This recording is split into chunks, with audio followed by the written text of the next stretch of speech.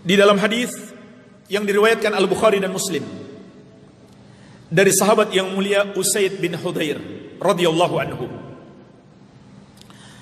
Rasulullah sallallahu alaihi wasallam bersabda, "Innakum satalqauna ba'di atharatan." Sesungguhnya kalian akan menemui sepeninggalku para pemimpin yang curang. Fasbiru hatta talqauni 'alal haud. Maka bersabarlah kalian agar kalian berjumpa denganku di telaga. Tapi jemaah sekalian, perlu saya ingatkan juga, para pemimpin yang zalim itu dan orang-orang yang zalim secara umum, begitu pula orang-orang yang mendukung mereka juga sama.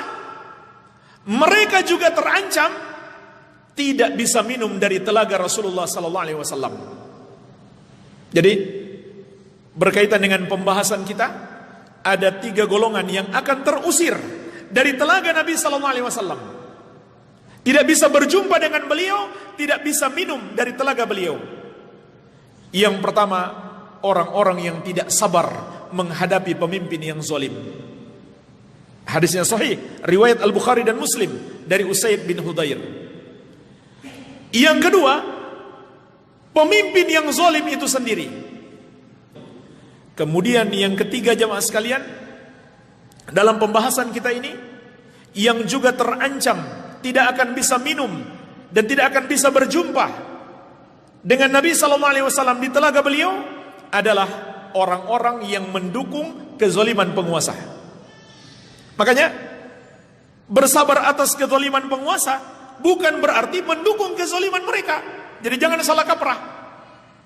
Adapun hadis yang mengingatkan kita jangan mendukung pemerintah yang zalim, maksudnya jangan mendukung kezaliman mereka. Di antaranya hadis yang diriwayatkan Imam Al-Hakim dari sahabat yang mulia Jabir bin Abdullah radhiyallahu taala anhuma, dan hadis ini disahihkan oleh Syekh Al-Albani. Rasulullah sallallahu alaihi wasallam bersabda kepada sahabat yang mulia Ka'ab bin Ujrah radhiyallahu anhu, "A'adzakallahu ya Ka'ab min imaratis sufaha." Semoga Allah melindungimu wahai Ka'ab dari pemerintahan orang-orang bodoh. Dari pemerintahan orang-orang bodoh. Nah jemaah sekalian, apa arti pemerintah yang bodoh? Maka sahabat yang mulia Ka'ab bin Ujrah radhiyallahu anhu bertanya, "Wa ma imaratus sufaha ya Rasulullah?" Apa itu pemerintahan orang-orang bodoh wahai Rasulullah? Qala, maka Nabi SAW bersabda, "Umara yakunu ba'di la yahduna bihadyi wa la yastannuna bisunnati." Mereka adalah para pemimpin sepeninggalku yang tidak mengikuti petunjukku dan tidak menjalankan sunnahku.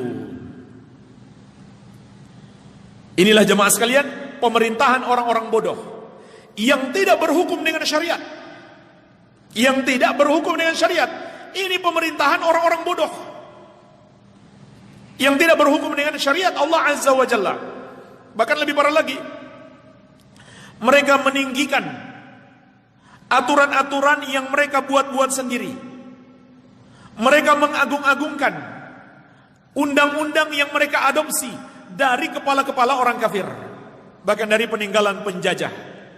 Kita tidak berbicara negeri secara khusus, tapi kita bicara hadis Nabi Muhammad SAW dan keadaan manusia secara umum. Maka ini pemerintahan orang-orang bodoh yang tidak mengikuti petunjuk Nabi SAW, yang tidak menjalankan sunnah beliau. Apa petunjuk dan sunnah beliau? Seluruh ajaran Islam. Seluruh ajaran Islam. Kemudian Nabi SAW bersabda, "Faman saddaqahum bikadzibihim wa a'anahum ala zulmihim faulaika laysu minni walastu minhum wala yariduna ala haudi." Maka siapa yang membenarkan kebohongan mereka dan siapa yang menolong kezaliman mereka, maka mereka itu bukan bagian dari aku, dan aku bukan bagian dari mereka, dan mereka tidak akan bisa datang ke telagaku. Tidak bisa minum dari telaga Nabi SAW, dan tidak akan berjumpa dengan beliau di telaga.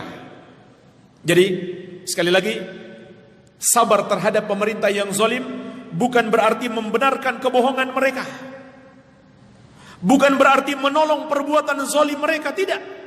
Ini ancamannya berat. Orang yang membenarkan kebohongan mereka dan menolong kezaliman mereka, kata Nabi SAW, dia bukan bagian dari aku, dan aku bukan bagian darinya, dan dia tidak akan bisa mencapai telagaku di hari kiamat kelak. Wa man lam yusaddiqhum bikadzibihim wa lam yu'inhum ala zulmihim fa ulaika minni wa ana minhum wa sayariduna ala haudi. Dan barang siapa yang tidak membenarkan kedustaan mereka dan tidak menolong kezaliman mereka, maka mereka itulah bagian dari aku, dan aku bagian dari mereka, dan mereka akan datang ke telagaku. Jadi jamaah sekalian, tidak boleh menolong kezaliman para pemimpin atau membenarkan kedustaan mereka. Tapi apakah itu bermakna harus dilawan, dilengserkan? Tidak.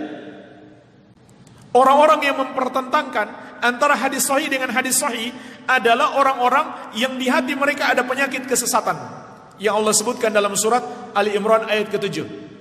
Fa ammal ladzina fi qulubihim zayg fayattabi'una ma tashabaha minhum ibtigha'al fitnah wa ibtigha'a ta'wili. Adapun orang-orang yang di hati mereka ada penyakit kesesatan, maka mereka akan mencari-cari dalil-dalil yang mutasyabih.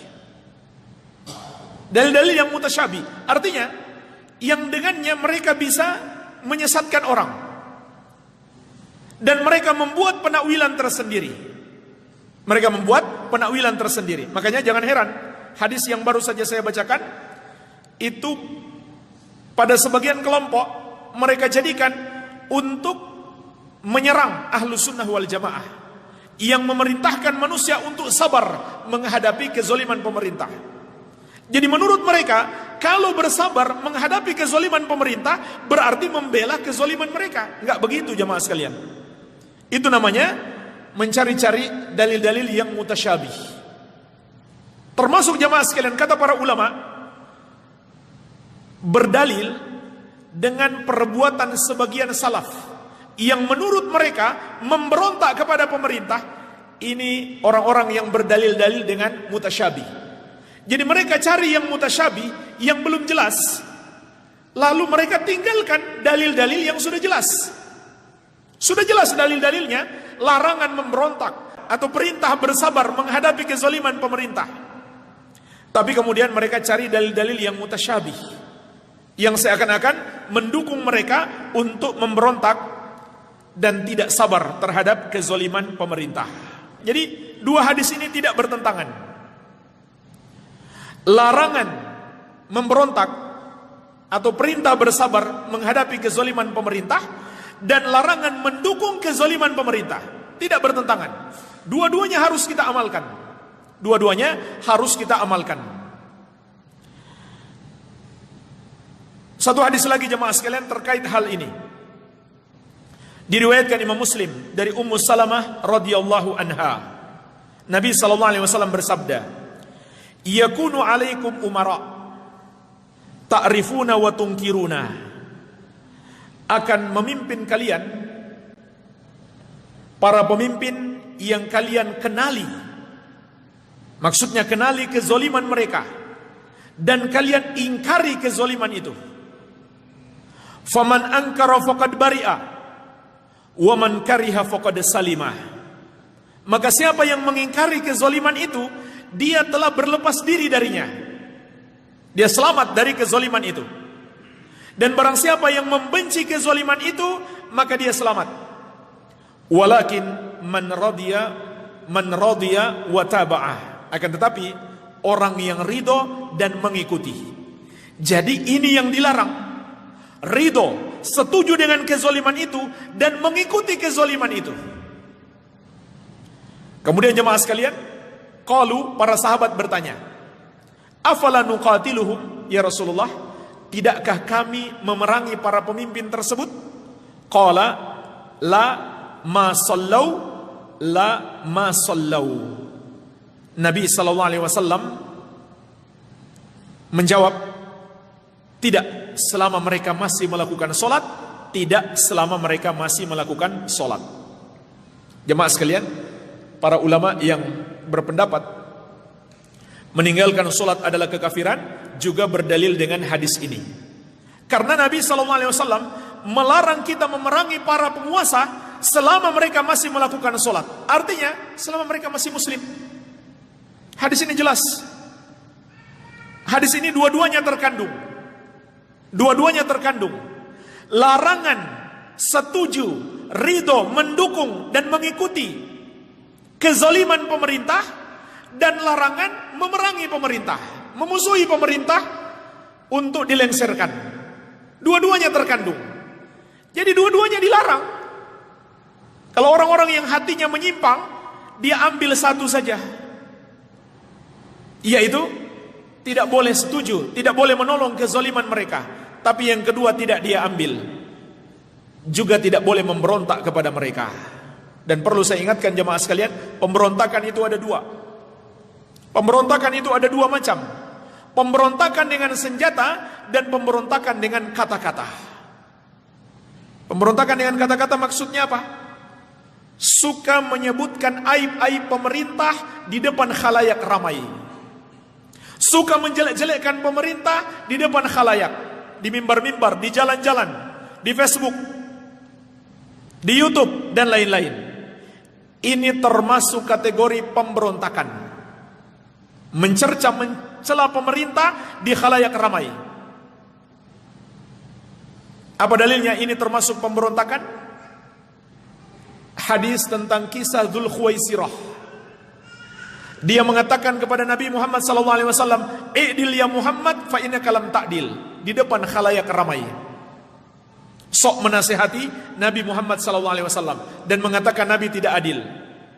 Syekh Ibnu Utsaimin rahimahullah berkata tentang hadis ini adalah akbaru dalilin, sebesar-besarnya dalil yang menunjukkan pemberontakan dengan kata-kata itu adalah pemberontakan yang hakiki.